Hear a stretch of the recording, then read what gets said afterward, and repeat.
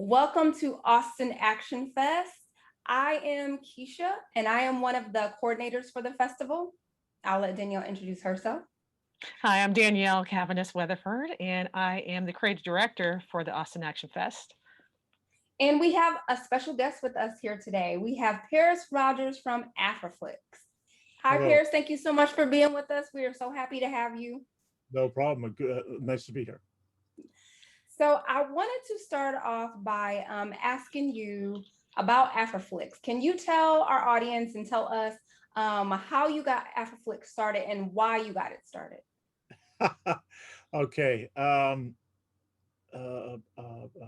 been in the film and television industry for 30 years plus, and I've worked on over 650 different film and television productions worldwide, not just in Canada, but around the globe. And in the late 90s and early 2000s, I had a film festival called First Take International Student Film Festival, and at that time 9/11 had hit, and the film industry pretty much came to a stumbling stop up here in Canada. I know it came to pretty much a halt in the United States as well. And but during that time period, I was still promoting films at the Cannes Film Festival, Canadian films. And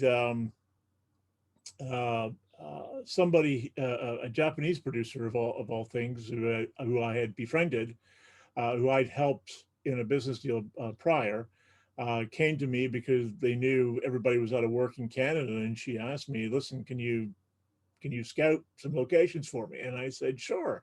Where in Canada do you want me to scout?" And she goes, "Oh, no, not in Canada. I need you to go to West Africa." And I thought, okay, if you're going to pay the bill, why not?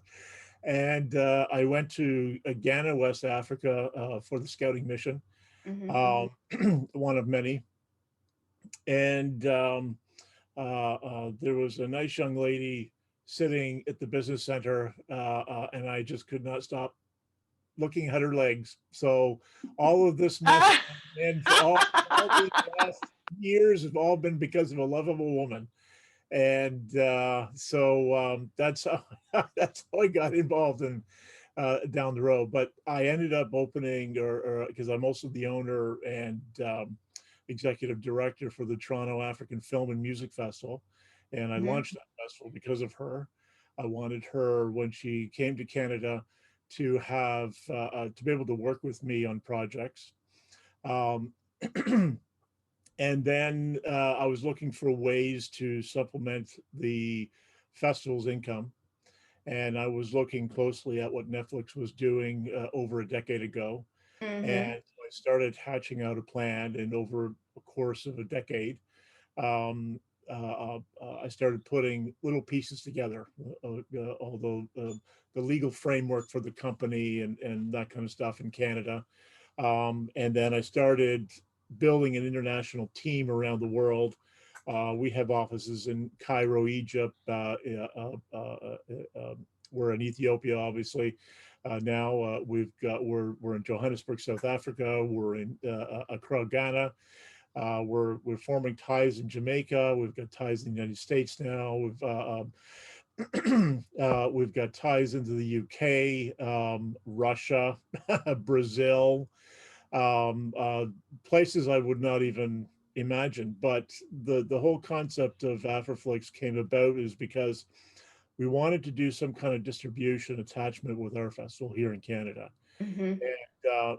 And somebody brought it to my attention that Nollywood was a big place, and Nollywood, as most people know, in the African community, out of Nigeria, they're making more movies out of there than ever before. In fact, back 10 years ago, it was India making the most movies through their industry called Bollywood. Mm-hmm. And in Nigeria, they called it Nollywood. In this, prior to 2020, so in 2019, an average, just from the largest production company in Nigeria, um, were producing 200 films a month. So when I looked at that, I thought, wait a minute, how could they be making so many? Oh, back 10 years ago, they were doing 50 films a month. Mhm. As of 2019, they're doing 200. They're surpassed even India.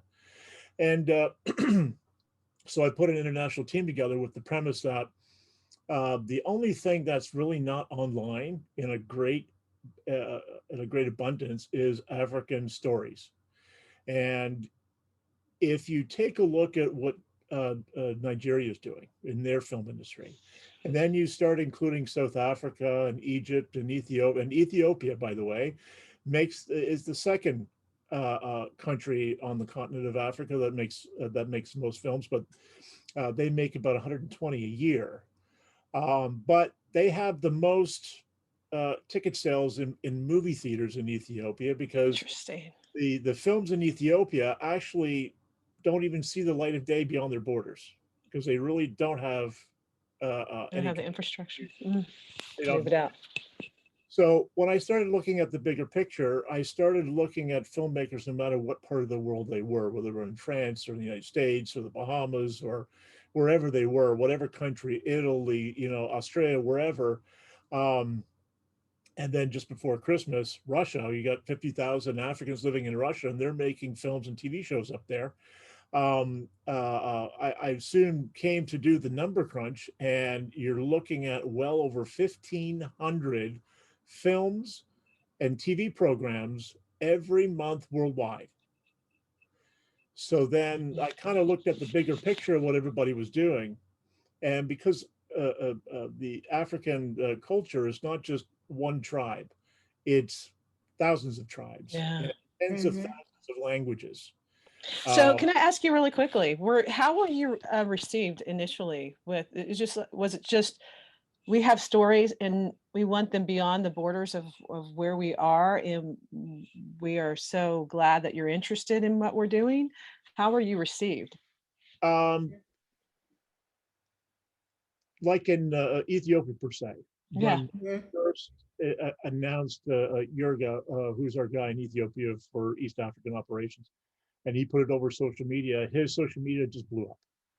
And then all of a sudden the news press got a hold of it and said, well, wait a minute, what is this? What they're going to show Ethiopian films internationally? What is this? Mhm. So since there's no really one-stop shop of African stories on any platform, AfraFlix is Mhm. exclusive to that. And that's the beginning of our cornerstone. So what we're planning on doing is we are buying not just new content, but older content as well. Because if Mhm. Google's YouTube can put everything on there and keep it on there for forever, why Mhm. can't we? So we want to be able to do that as well. So we want to buy libraries, we want to buy films. Now we're not a Netflix, we're not a Yeah. Disney or an Amazon, we're not billions of dollars and throwing money around, but we do offer more money up front for the films. But Ah, okay. we own the films outright, but we only ask for non-exclusive worldwide rights. I'm sorry. Yeah. Did you say that you all own the films, or that the filmmaker owns the films? You cut out just. Would you? The filmmakers will retain ownership of their Okay. content. Oh, good. Oh, But good. Okay. what we do is we buy non well, can't remember the word. Sorry, off guard there. So we want non-exclusive Mhm. worldwide rights online only, and we don't care if they make a deal with other companies like Amazon or Mhm. I don't. We don't care about that. Yeah. We don't care about exclusivity because it's not about exclusivity. We don't have millions of dollars to throw away on for one project over another. Yeah. What we're interested in doing is building a platform. So no matter what culture you're from from Mhm. the diaspora, then you'll be able to go onto our system and watch. And not Mhm. only that, you'll be able to see what other African filmmakers are doing Mhm. and then team up with them. And Mhm. then down the road, AfraFlix will start co-producing where, we don't have large budgets. Like the average African film on the continent is spending about 50,000 US. So our target is to shoot feature films for 50,000 US. Now, some people will say, well, that's ridiculous. You can't even buy a cup of coffee in North America for that. Well, yeah, you can. You can. We know you can produce stuff like that. So yeah. Well, yeah, but guerrilla style. Yeah. But if a filmmaker in the States had a project, and I know many now because they're all coming to me, and they say, "Oh, yeah, but we need like 200,000 or we need 100,000. Can't you just bump it up?" And said, maybe over time, but you got to understand that where are you shooting your film? Oh, we're shooting it in Georgia. We're shooting it here. We're shooting it in LA or New York or wherever. I said, why don't you shoot it in South Africa? Mm-hmm. Because, $50,000, you go there with 50,000 US. It's not quite a low budget feature, but with the tax credits that the government of South Africa have there, you can top it up and it'll be a feature film, low budget feature film in South Africa.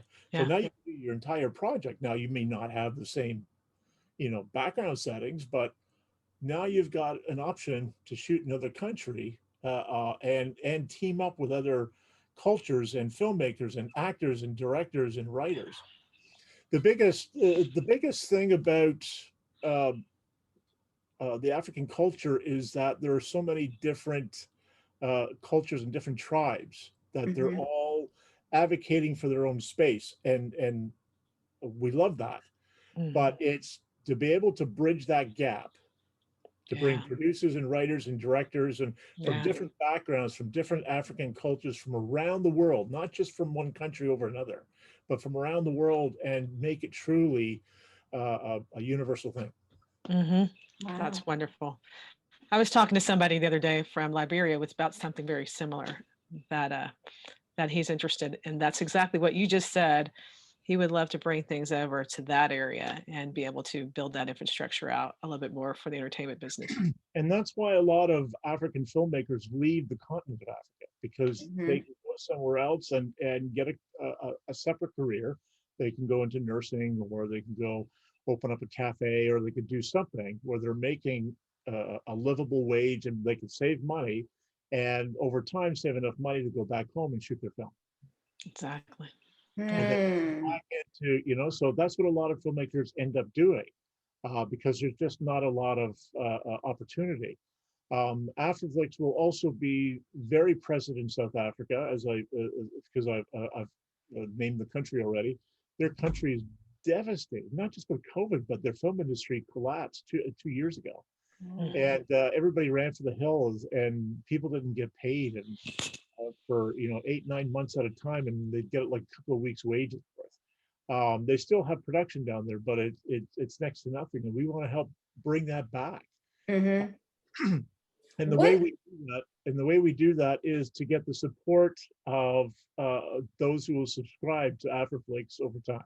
Hmm. So I want to ask, I know we started off with talking about AfraFlix. Like I wanted to jump right in and get into that, but where did your love for filmmaking and for the arts and things come in? How did that develop for you? Well, I have a black book, and in my black book, I have a list, and that list contains every film and TV program, episodic TV program I've ever watched in my lifetime. Yeah. It doesn't include, Wow. and it does not include all of the programs I've watched 2 or 3 times or 10 times. And I'm well over 150,000 films and TV programs that I've watched. Um, it would be well over 500,000 if I started saying, "Oh, I watched this one 3 times and I watched this 4 times." But over time, it really does add up. People don't realize that. But when I turned 13, I knew exactly what I wanted to do. I wanted to be a filmmaker. I wanted to be a director, possibly an actor, and I fulfilled those means in the 90s. Um, and I have ongoing productions that I want to do as well.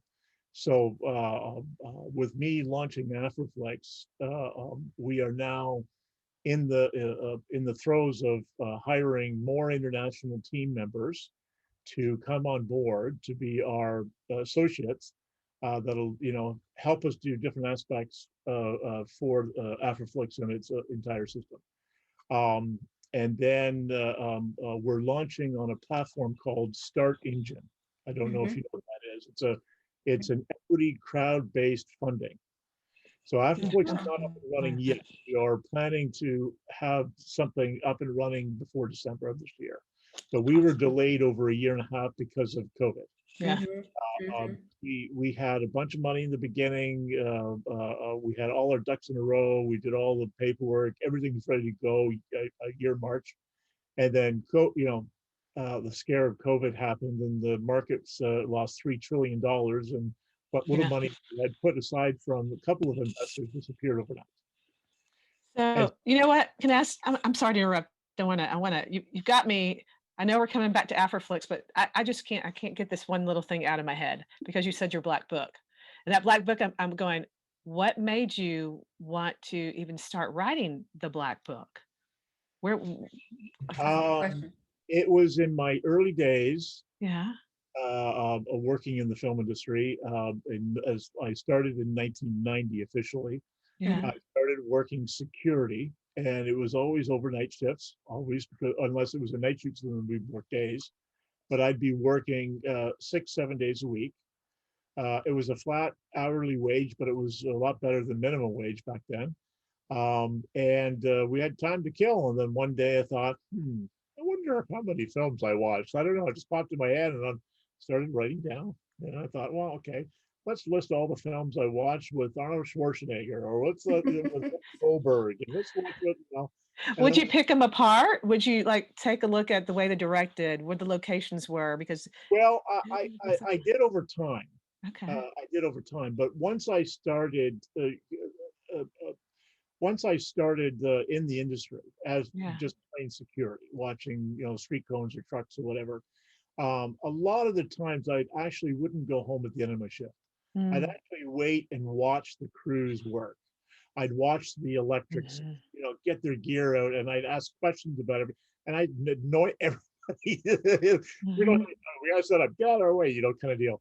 And then finally, somebody came up to me, the transportation captain who had hired me, says, "You have a driver's license? It's legal?" I said, "Yeah." He goes, "Okay, you're hired. Come on over here." And I said, "What am I doing?" "Well, you're part of IATSE 873. You have to go to the office tomorrow to sign paperwork. Right now, get in that motorhome. You're driving with me." And that's, then all of a sudden I got into the Directors Guild of Canada, and then, snowballed from there. And then I started Mm. doing scouting and stuff like that. And then when 9/11 hit, no work here. So then all of a sudden, Mm. within a month of 9/11, I was on a plane to Japan meeting the Japanese producer. I was in Tokyo, and then or Osaka, and then went to Tokyo. Then they sent me out to Madrid, and then to Ghana, and then I went into Sierra Leone, and so I started bouncing around. Mhm. And then I started a student festival, and et cetera, and went on from there and started promoting Canadian films. So I made a lot of international connections that way. Mhm. Very Um, cool. and so I was basically living on an airplane for many years because I was traveling everywhere for whatever anybody, they're willing to put a paycheck and pay my way, the international travel. I was there. And so they would just pick up the call. A lot of times I'd be in a country. When I was in Ghana the second time, I got called by a producer from the BBC and said, "Hey, we're shooting a commercial in North Ghana. Can you go up there and smooth things over?" And all of a sudden I found myself in a convoy of trucks going up to northern Ghana in the Sahara Desert to secure for a Land Rover commercial, So it's just Wow. because I happened to be in the area, and Yeah, I knew a lot of the people there. So that's fascinating. That's very cool. Very cool. Yeah. I like that. I like to know the history because to me, the history connected to what you're trying to do right now Right. kind of mixes together and the mission, the vision of what is somewhere in there as well. So yeah, yeah. very, very cool. Very, very cool.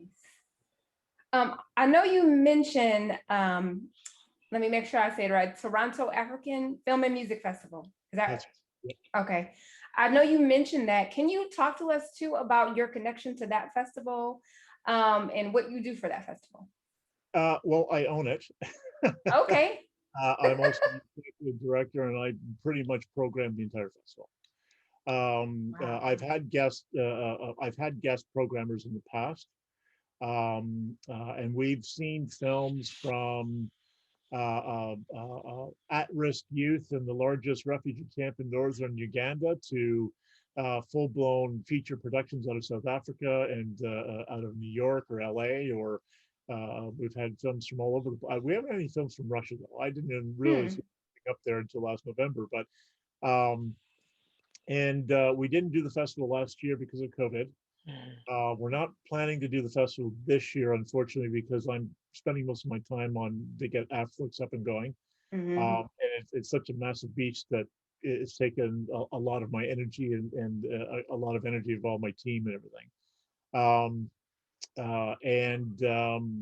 but prior to that, I've also been hired to travel to guest speak for African distribution within North America, per se. The last time I was out was in Egypt, and that's where I met my contacts at where the Ministry of Culture in Egypt, with film studies, paid for me to go up there to speak for an hour on a panel. I was there for a week and got to see the pyramids and everything. So it was pretty cool. I got to ride a camel. I mean, as soon as I saw the camel, I said, I want to ride that. So it's so many experiences, so many. I mean, as a filmmaker, I think that every filmmaker should travel somewhere around the world at least once a year, no matter what, Hmm. because it's going to have such a great impact on their stories and their Hmm. life experiences and the people they're going to meet. It's a very tremendous thing to do. I've never been to Africa. I would love to go to Africa. I would never. Yeah. Yeah. Love your eyes went up. Yeah. It's a lot of Black people that have never been to Africa, So I'm one It's of those people. um, when you go into the different areas on the African continent, it's Yeah. very different from North America. Mm, That's one of the reasons why I think all filmmakers, not just African filmmakers, but I believe all filmmakers should travel. And not just from festival to festival. I mean, like do some travel and take a look at what's around. And if there happens to be a film playing, even if you don't understand the language, go and see it. Go yeah. see the style, because the number of the massive number of films from African content specifically. Here's some stats for you. Out of the 1,500 productions worldwide that are being produced every year back in 2019, or sorry, every month in 2019, less than 10% get into any kind of festival, and less than 5% even really hit any kind of distribution outside of their own country. Correct. Yeah. I'm right So with you that's there. what we're going to change. Yeah. Yeah. Wow. We have that same passion, by the way. Very, very similar passion. Um, you know, I have a question with regards to the business conversations Hmm. that you have that might be different from a U.S. or Canadian standpoint, and maybe even a British standpoint. What that's like when it comes to what you're dealing with with the market over there. Here's an example. Okay, I mentioned Ethiopia earlier. I was on a phone call with Ethiopia and the Minister of Culture there, and they want to bring me over there to introduce AfraFlix into that country. Um, right now, because the film industry is pretty much dead still, there's no movie theaters open. There's no way. None of the filmmakers are making any money. So but they do have content that they're sitting on. Yeah. But they've made their money already through putting their movies in the theaters. Hmm. But because they can't shoot right now, and because they don't have any, there's no mechanisms there. Even though in North America we're still shooting, um, but I know productions in Canada has they've been shooting since last July for a number of TV shows that are for North America, Mhm. and we haven't had a single case of COVID, not one single case. But you can't count you can't count that in countries like Ethiopia or otherwise, because their focuses are much different than the economies that we face. Um, Mhm. Ethiopia is one of the richest nations on the African continent, but they're they've got three major tribes in Ethiopia, and they're all fighting. They're all battling for power, and the smallest tribe currently is in power. And Hmm. late last year, um, an activist unfortunately got murdered by three individuals from another tribe. and social media started blowing up, and the country turned off the internet for 3 weeks because Oh. it ended up coming out that certain parties, certain major powers, I won't say who they are, but north of Ethiopia, were going onto their system and trying to incite a civil war, because that's the way this one country makes money, is by arms. And so the government there turned off the internet to quell the, to quell the people. They found the three individuals, by the way. And the government's still in place, it's still in power. Everything, is calmed down. Now they're just dealing with COVID. But the other thing, the problems that the filmmakers are having in Ethiopia currently is that they're sitting on content, and the TV stations that are in Ethiopia are going, "Hey, you have some content, we'll buy it for you. That way, at least you have some money coming in." And the filmmaker goes, "Oh, okay, how much?" "Well, we'll offer you 3,000 US for exclusive worldwide rights." Mm. And they lose their content completely. $3,000 for exclusive rights? Huh. For films that have already been shown in their theaters, obviously, Yeah. but the TV stations will hold them for years to come and just keep playing it without paying, for right or whatever, right? Mm. Well, we're going to be walking in and saying, "Hey, how'd you like to sell your film for non-exclusive worldwide rights for like Right. $6,000?" And they're like, "Well, wait, what?" Yeah. So Better deal. yeah, so AfraFlix can be and will be a lifeline for a lot of these filmmakers that are out there that can't work or are unable to work because of the world economics and the pandemic's going Does on. So it's more important than ever for somebody like AfraFlix to step onto the world stage and make a difference. does AfraFlix accept all genres, or do you just go after particular genres? Nope, nothing. As long the only qualifications we have, uh, no political, no Mm, content, understandable. unless it's like a drama or something like that, part of the storyline. And as long as it's available worldwide, non-exclusive rights. If Mhm. in one country, if it's just in one country that has exclusive rights, even on the internet, we can't. We're not able to do anything. If we were a Netflix where we had a lot of money coming in, just we can just spend on a whim, we might be able to do something. But we have to we're trying to streamline this so that we can help as many filmmakers worldwide as humanly possible, and so that the entire diaspora around the world, no matter where you are, you can go to afriflix.com with over the next couple of years, because we'll be in 190 different countries. So when we Mhm. do that, they'll be able to go there and see films from back home if they don't no longer there, expats, stuff like that. So it's a needed thing. I think it's a community effort, and you'll find that AfraFlix is not just another streaming company. We're a community, and that's and what I mean by that is that you will not find another streaming company that's anywhere near close to what we're doing. We have competition. All streaming companies are our competition, but Mhm. there's no real one source where you can go to get everything. A, from all African storytellers worldwide. B, we are going to be sponsoring within the first year of us being up and running. We'll be sponsoring over 500 different African film and music festivals worldwide. Wow.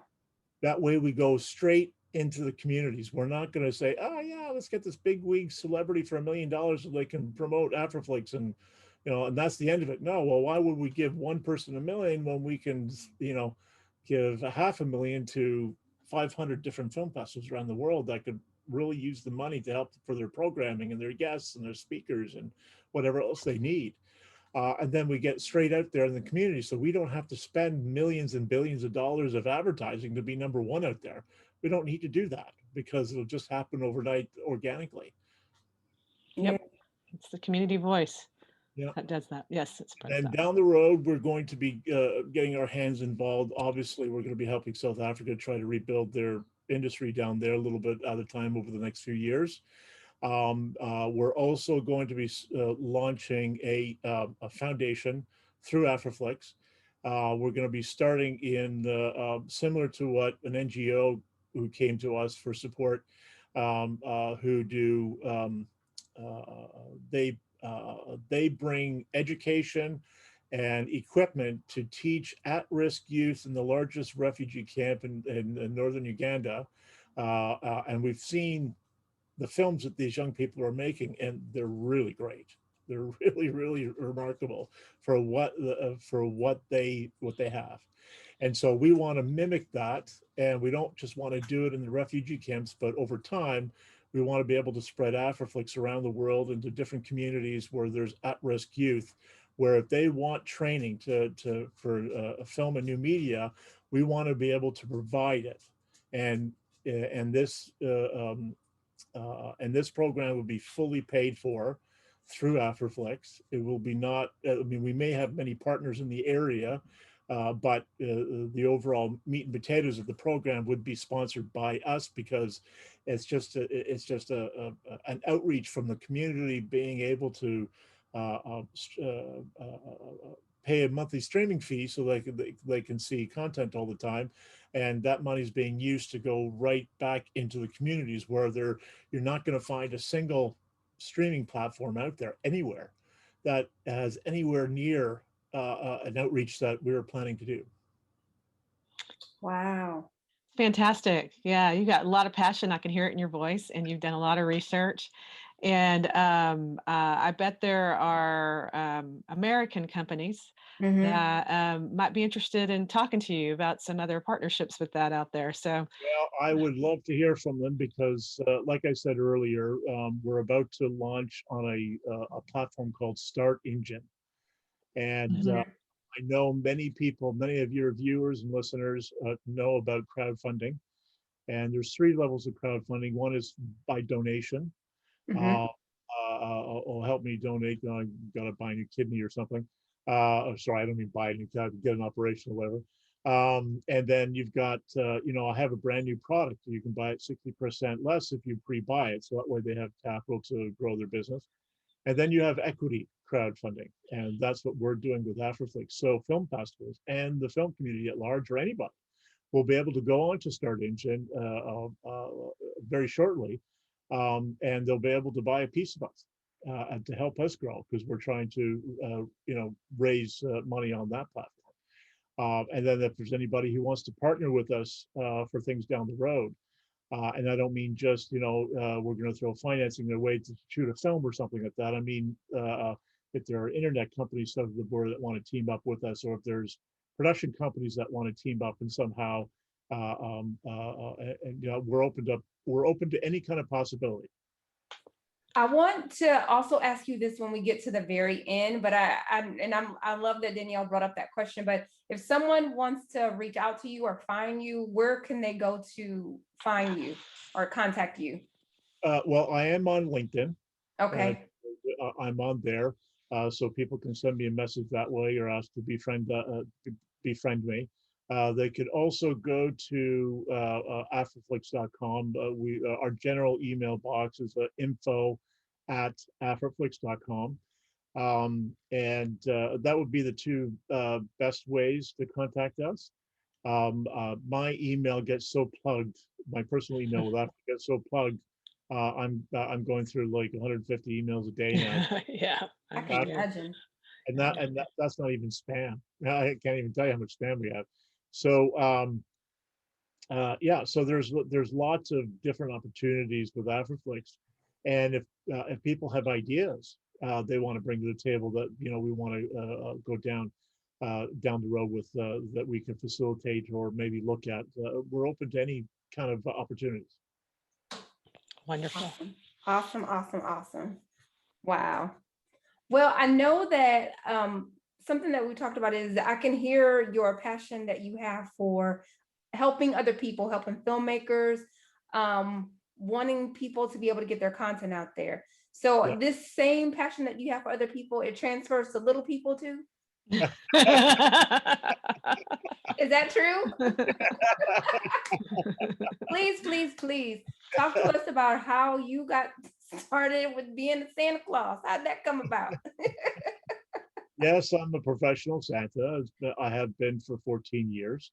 That's It's awesome. only been the last few years that I've used my own beard. As you can see, it's getting nice and big. I usually shave it off in January and then start growing it back. I have to whiten up my cheeks a little bit because it still won't give up around my mustache. I gotta confess, I don't know how you ladies do it, getting your hair Oh, done, with the you know, hair done thing. or Yeah. whatever, just the fumes, everything.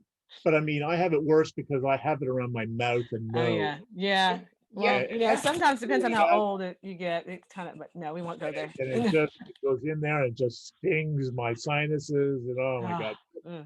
Worth it because I get to see thousands of young kids and adults at Christmas time. Not last Christmas, unfortunately, but the Christmas 2019 was a record year for me as a Santa. I think I had over close to 5,000 photographs taken with me, the ones I know about, and all the promotional stuff that we did up here in Canada and stuff like that. It means a great deal. And that's something, even though I have AfraFlix and my film stuff and film festival going and whatever else, I always take December off, and because that's what I do is, I like to spread the joy to the kids and to make Aw. people. I love Santa Claus. What's I do. I'm a big Santa anyway. My kids still see Santa, and they're 18 and 12. So I just do I love had Santa. a young lady 12 years ago come to me, and she was in her early 20s, and she came to me and she goes, "I want to sit on your lap," and I don't really let the Yeah. older generation sit on my lap, but I said, "Okay." And she sat on my lap and she gave me a big kiss on the cheek, and she confessed to me that she had just got diagnosed with breast cancer. Mm. Oh. And you're going to be my good luck charm this year. And so I Oh. anticipated waiting for her for the following Christmas, and she showed up, and she said, "I beat it." Oh, yes. Mhm. It was the greatest feeling. It really was. Yeah. Oh, that's close to my heart. I understand. I've battled And that, so I understand what that feeling is. she kept coming back year after year, and she's always Oh. been around. My number one fan, Tabitha, she just turned 30. She's in a wheelchair for life, and she's got mental disabilities and stuff like that. But Mm. she, once she saw me about 5 years ago, Mhm. doesn't matter what other Santa she sees, that's not Santa. That's not Santa. Yeah. She'll whine and complain until she sees me. So her parents get me on that, on the phone, say, "Here he is," I Aw. knock it down. And they just recently moved to Arizona from Canada for the warmer weather for their daughter. So I won't even be able to get to see her at Christmas time anymore because she's down there and I'm up here. Mm. But we'll do the Zoom call, and we talk on a regular basis. So yeah, it means a lot to me. Wow. You have a big, big heart. Wow. Those are you do. So, I know the breast cancer and Tabitha are very close to have a special place. I want to ask, is there another cool ask that resonates with you from any other, like a child, like something that, do they want an airplane? I don't know, something that's No, I've seen a big change over the last 14 years, because obviously, we're in the digital age and everybody's got yeah. smartphones and tablets, and everybody, that's what kids, "Oh, I want a tablet, I want this, I want this." But I have to say, for the little girls Hmm. under 10 years old, when they're asking for something and I'm saying, "Hey, what would you like? A new doll, a new puzzle? What would you like?" "No, no, no, no. I want a car, or I want something, and it just boggles my mind how they're now starting to want what the male population wanted back then. Mm. So a big tide of that has changed, where the young ladies are more into the technological I technology can see stuff, that. I can uh, see that. and or they want scientific books or whatever Yeah. that they're very much interested. Or one young lady said, "I want to become an architect," and she was 9 years old. And her father came to me and said, "I don't know where she got the idea from, because no one in our family are architects. We don't design nothing. We're not creative people. We all work in factories, but she wants to be an architect for some reason. So we're going to flame the passion. Oh, So there's lots of, you see the change for sure. I've yeah. seen the changes over time. Yeah. Yeah. I was going to ask Tabitha what Tabitha has asked for before. That'd be interesting too. So that Tabitha's your buddy, so she's been around for a while and asking you. So what that's changed into. Um, Well, no, I, she pretty much with her mental difficulties, she's got she'll never get beyond the age of 5. So if you that's still, hey, that still has a huge imagination. There's lots oh of yeah, creativity but there. her favorite stuff is Pepper Pig. Oh, I love Peppa Pig. I'm right with her. So I that's love the Peppa kind Pig. of stuff that she likes. And Christmas is actually her favorite time of the year. Oh, yeah. One time she came to me where I was at a function. I didn't realize she was going to be there, and they came up, and her mom said we couldn't settle her down. She really wanted to come see you. So, and she'd just seen me the day before, and she Mm. came over, and they gave me like a big thing of cookies and a big bag of carrots for the reindeers, and a lot of other things. And I was just like, wow, this is, oh, thank you very much. So yeah, so it's interesting. It's interesting. Well, thank Uh, you for doing all that. That's to move a child's heart because that's where we try to strive to be still, to be young and vivacious because they're living in this serious world, and to have somebody like you that yeah. still brings that gleam of joy to people's lives. That's very cool. I've actually been shooting a documentary about being Santa. Oh, that's cool. Very Uh, cool. 2 years ago, one of my best and closest friend had passed away from cancer, Mm. right in the middle of my Santa duties. So I had to make sure I was bright and cheery the next day. Mm. It's hard. Uh, there's, I think the hardest, the most difficult story was where a mother and son, and the son was really, really big for his age. I don't know how old he was. He may have been about 15, but he was super tall, and he wasn't obese or anything, but he very big guy. And the mother wanted him to sit on my knee, but he would have to be at least 100 kilos or something or better, and Wow. that would it was going to crush my knee, and there was some conflict that way. But the other story that comes to mind is when Canada was, because I'm based in Toronto, Canada. Um, we were bringing in a lot of refugees from Syria, and, Okay. and this family, a mother with 4 kids, kept circling where I was, in the location where I was, and they didn't know who I was. They've never heard of Santa. They don't know about Christmas or nothing. Well, they're a different faith, first of all, because Santa Claus obviously is within the Christianity faith timeline. Yeah. And so the one of the youngest little boy came up to me in the family, says in broken English, because nobody else in the family knew English, and asked me who I was, and I had to kind of try to explain. I'm Mhm. here I give candy out, and all this kind of stuff.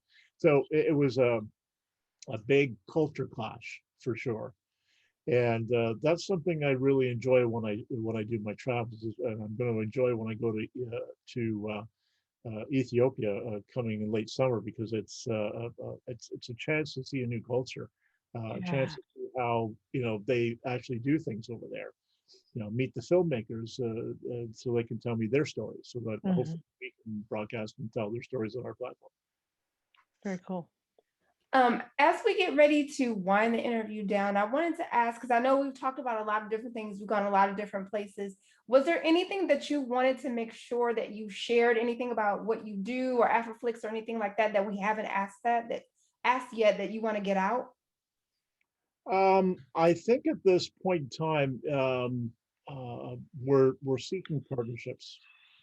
We're Okay. seeking communication. We want to be able to team up with film festivals like I said, we're not launched yet, but the idea of AfraFlix, it doesn't just resonate with the film industry, because once we get AfraFlix off the ground and we start encroaching into like 190 different countries worldwide with African content from all over, imagine what we could do for music or fashion, Mm-hmm. Mhm.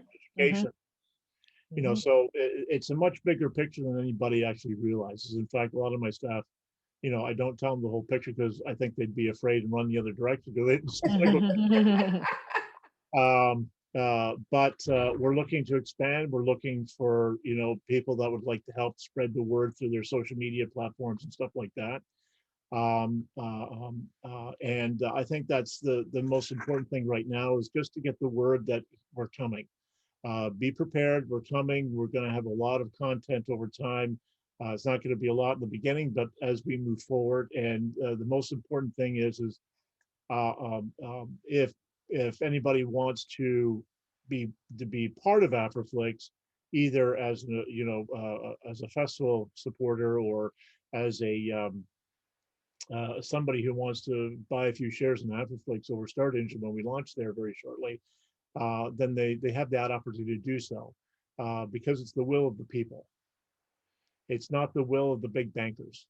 It was the one thing that I've told the few investors that we have is that we are not going to be a public company because once that happens, it just becomes a company that wants to print money, and it's not a company that wants to do good within the community internationally. Yeah, yeah. So we asked you if there was any one piece of wisdom that you wanted to make sure that you shared with the audience, and you told us don't let anyone, no matter what, tell you you can't follow your creative path. Can you Yeah, tell us what exactly? I know you kind of gone into that your whole time you've been talking, but what specifically does that mean to you personally? don't give up. If you've got something, you have a vision, you really want to work it through. Some people are lucky enough and they meet the right person and they they get their project, they get money for their project or they get help on their project. There are other folks out there that work for a decade, sometimes 2 decades to be able to do something. I mean, AfraFlix was a concept I came up with 12 years ago. Mm-hmm. So, and I was only ready to start going in 2019. um, um, Follow your passion. I know everybody's got, to put a roof over their head and food in their mouth and make sure their families are safe and get your education and stuff like that. I had a student who came to me with a student film many years ago and says, uh, um, and he was from Bosnia, and he'd come to Canada for education. And he was going, well, I'm being pressured by my family to quit film school because I don't think it won't be of anything use to me. And I told him, I said, well, compromise.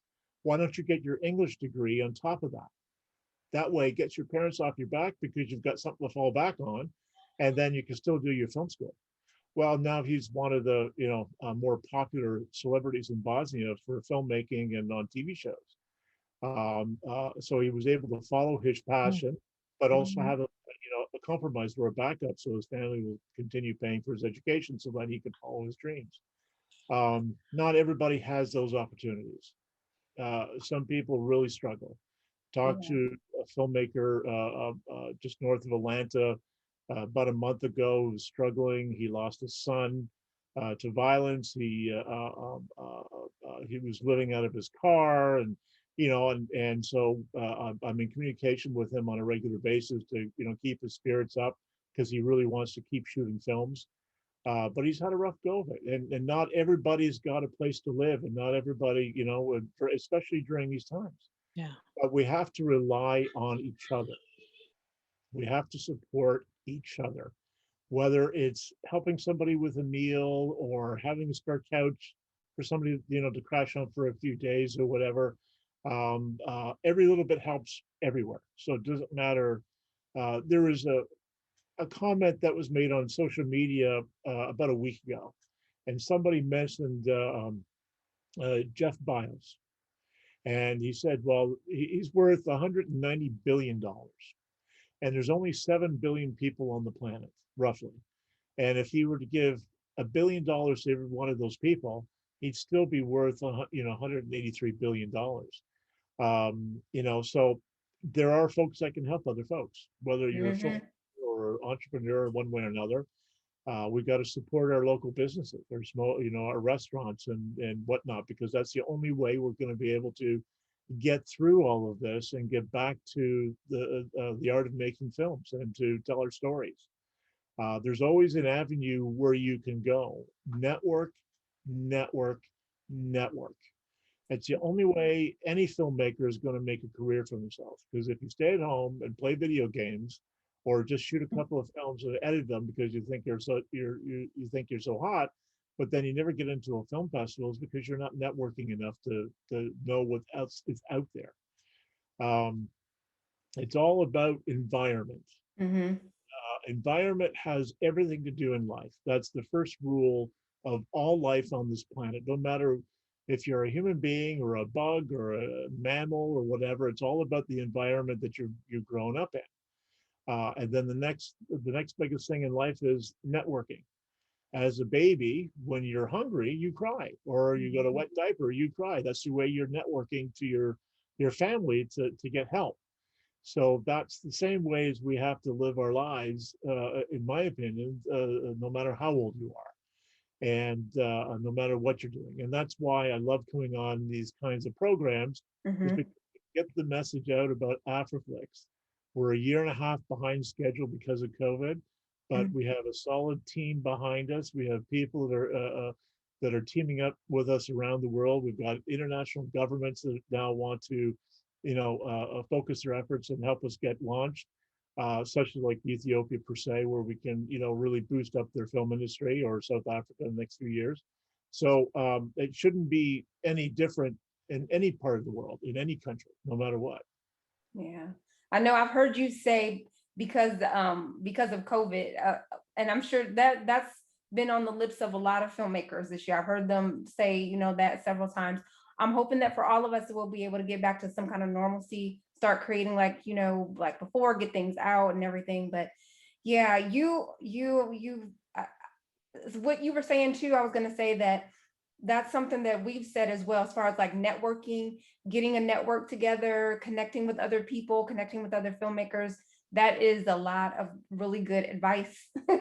Hopefully people are listening and they're taking that all in. Danielle, was there anything that you wanted to ask, or anything we didn't touch just yet that you wanted to say? No, other than, we have a mutual love of connecting to an environment and communities that are unrepresented, or they have content that is not put out there. Other people aren't seeing it, and Mhm. and we want to reach audiences and give a voice to people in places that are untapped, unrecognized, and also have be able to monetize in ways that they were ignored before. And so One of the it's one go of the ahead. ways that we're hoping to develop relationships with those who have content. So once we buy a number of projects across the board, over time, we're ready to when we're ready to start producing, we want to be able to reach out to those filmmakers and say, let's do a 5 picture deal exclusively for AfraFlix. So that way, they have a job ongoing. Yeah, They may exactly. not be making $1 million, but they're creating something, and it's going on a platform that's actually ready and willing to support them as much as possible. Yes, yes, totally get it. We End all of the day, at the end of the day, you can become a public company and print money, or you could do something that's going to help the community straight into the community itself. yes, exactly.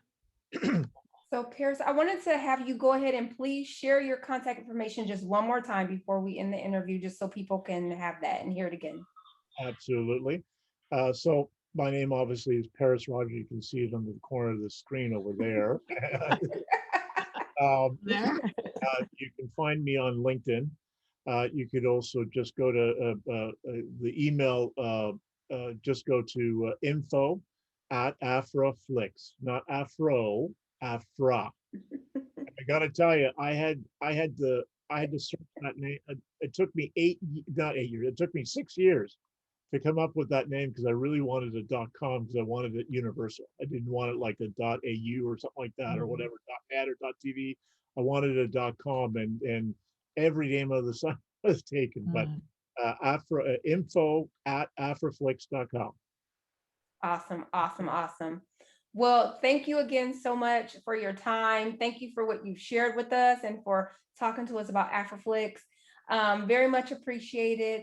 And from Austin Action Fest, we want to say thank you all for tuning in. Thank you for listening to this. Paris has provided his information if you want to reach out to him. And thank you all so much. Have a great evening, guys.